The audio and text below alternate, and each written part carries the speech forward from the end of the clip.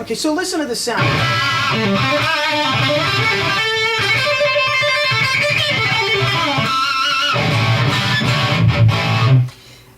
It's gotten a lot weaker than it was with the distortion all the way up.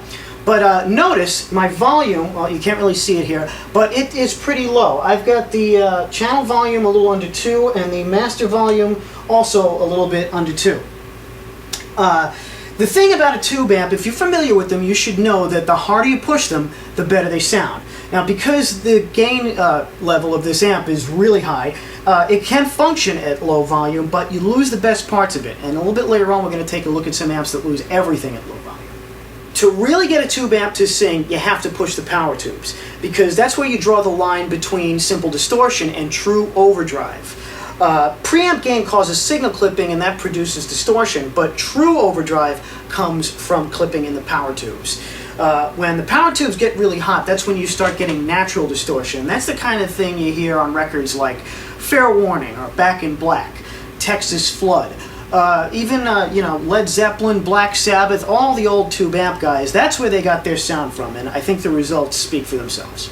Now, on top of that, by feeding the power tubes with a signal that's already clipped, you can increase your distortion level significantly, but by piling it on, you lose the real scope of the sound. So now this is where it gets a little bit tricky. If your landlord is in, you might want to refrain from turning your amp all the way up. On the other hand, if you own a power attenuator, now might be a good time to use it. If you're not familiar with a power attenuator, again, I'll be going over that in a little more detail later. So now I'm just going to push this son of a bitch. But since we're dealing with an amp that has 4 individual volume knobs, I'm going to start with the channel volume. So listen to me, what I'm going to do here is I'm going to set the channel volume pretty low, I'm going to set the master pretty high, and put minimal volume reduction on the power attenuator here.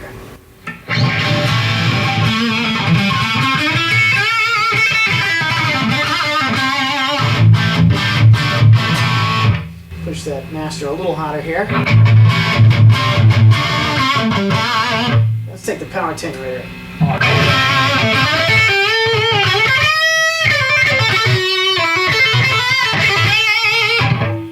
Now, here's what I'm going to do.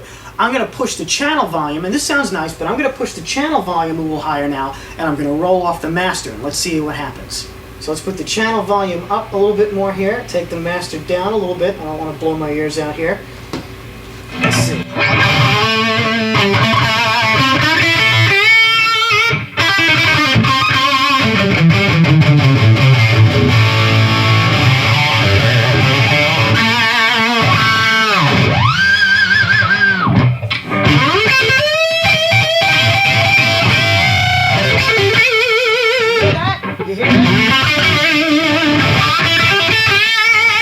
Now this amp is really starting to sing. Let's push it a little bit higher. I'm going to take the channel volume all the way up to 9. Now I got to switch on the power attenuator a little bit here.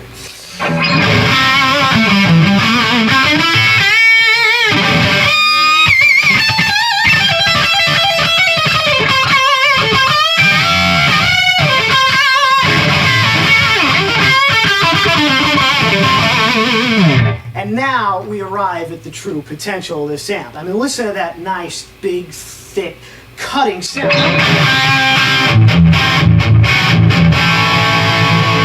I mean, there is no shortage of gain there. And I can scream my ass off if I want to. Now let's check out the other gain modes here. This is the red mode. So let's check out the other gain mode. Let's go to orange here.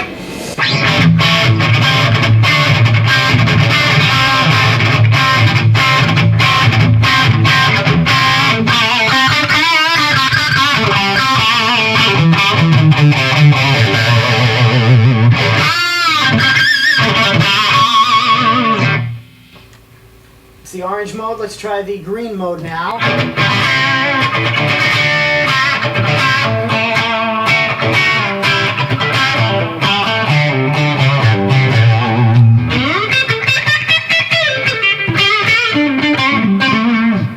That reverb came back up.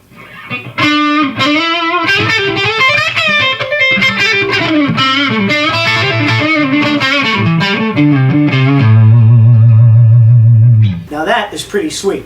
Now usually the orange mode does it for me. I only go red for real intensity. And I got some nice crunch on the green mode. Now, if you might notice that the dynamics between the different channels are much more pronounced now.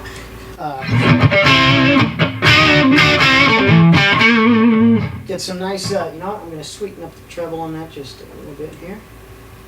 Some bass.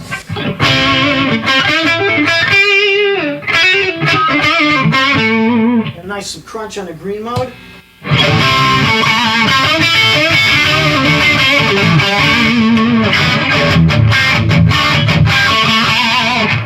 That's the orange mode, which I usually stay on, and if I want to go real into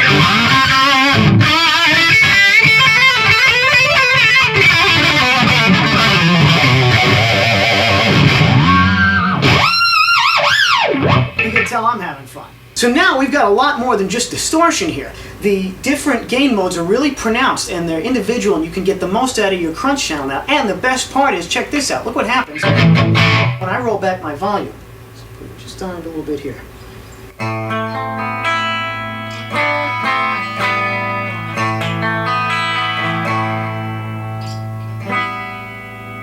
Total dynamic control.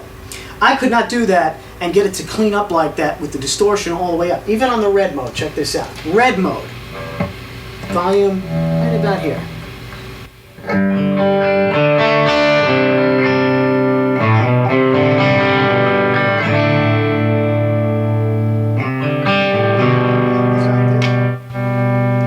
Split my pickup, put on my high pass filter.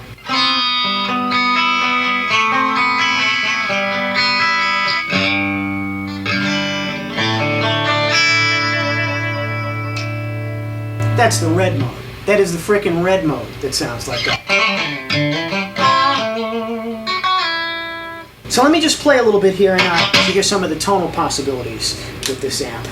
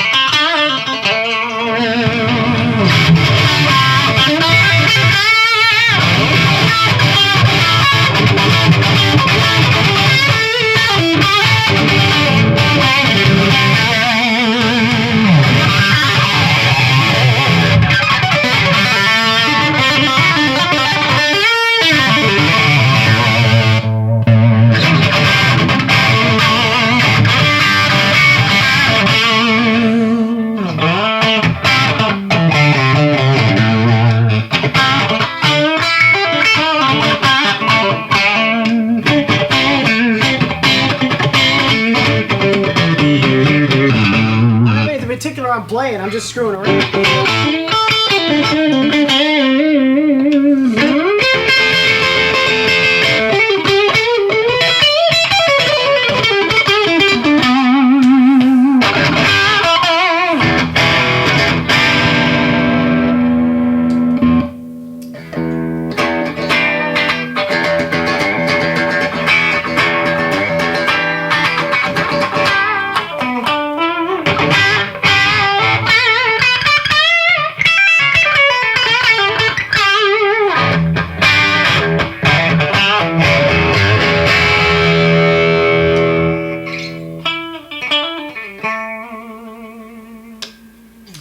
You know I love to play this song.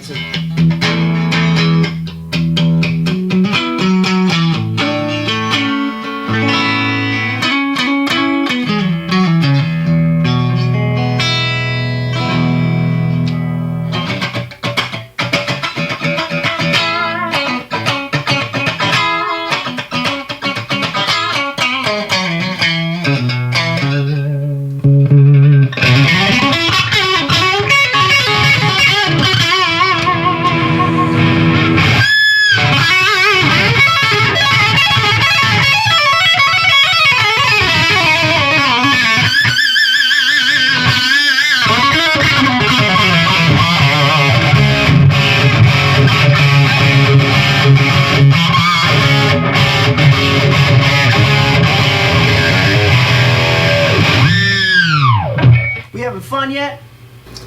Now there's one last thing to point out here, and that is that the orange and green modes do sound very good with the gain cranked a lot higher. It's the red mode that's tricky.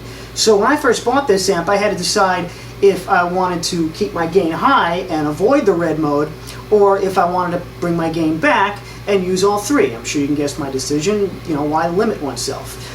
If you find just the right spot on the dial, you can get the same sound out of the red channel with the gain low as you can out of the orange channel, the orange mode, with the gain high.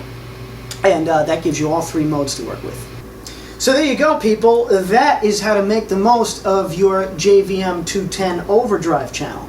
Now obviously you can tweak everything to make it suit your style, and that's what I encourage you to do. But what I'm really trying to demonstrate is how you can go about finding the sweet spot on your amp. So you can really feel the tube response, and that don't come from using a ton of gain. Keep in mind also that even if you have a 210, every amp is a little bit different, just like every guitar is a little bit different. So that pretty much covers the Overdrive channel on the JVM210. So next up, the Clean Crunch channel. Stick around.